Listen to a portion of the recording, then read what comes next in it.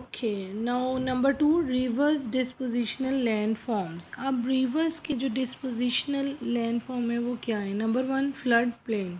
In plains during flood the river water comes out of its channel and spreads over vast stretches of land.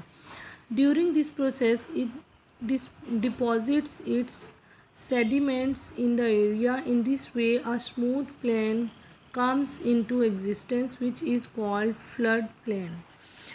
अब flood plain क्या होते हैं? जो सैलाबी मैदान होते हैं। ये किस तरह से होते हैं कि जब भी दरिया में फ्लड आते हैं, सैलाब आते हैं, तो उससे क्या होता है कि the water spreads all over and spreads near and for, दूर दूर तक पानी जो है वो फैल जाता है. It breaks the boundaries of the river. दरिया की जो बाउंड्रीज़ बनी हुई होती हैं उनको तोड़कर बाहर निकल जाता है और अपने साथ जितनी भी जो मिट्टी होती है वो पीछे वहाँ पे रास्ते में छोड़ता जाता है. इस तरह से जो है वो रिवर प्लेन्स जो हैं वो बनते जाते हैं. Those are called river planes.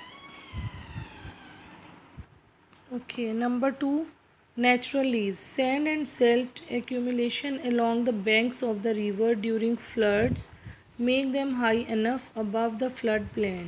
These ridges of sand and silt are called natural leaves. Okay, अब नेचुरल लीव्स क्या होते हैं कि जो फ्लड्स आते हैं, सैलाबी मैदान होते हैं, मतलब वो किस तरह से बन जाते हैं कि जब फ्लड्स आते हैं तो उनकी दरिया के जो किनारे होते हैं मिट्टी और रेत की वजह से वो जमा होने से एक ऊंचे हो जाते हैं, हाइट पे चले जाते हैं. उन्हें हम फिर नेचुरल लीव्स कहते हैं. मतलब जैसे जैसे दरिया के साथ साथ जो मिट्टी होती है, वो रेत होती है, वो रास्ते में छोड़ते चले जाते हैं और आगे मूव कर जाते हैं. तो उनसे जो बड़े बड़े ऊंचे ऊंचे पहाड़ टाइप या बड़े बड़े मैदान बन जाते हैं उनको हम नेचुरल लीव्स कहते हैं.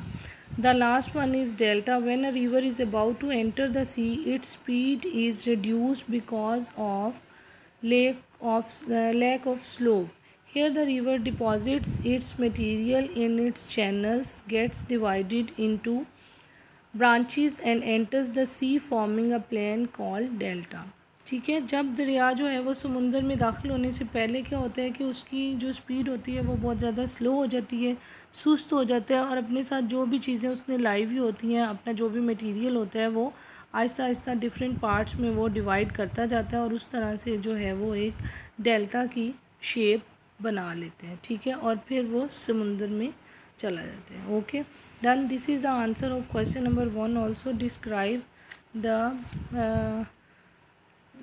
landforms made by river. You have to write it down in your notebooks and learn the question very carefully. Okay.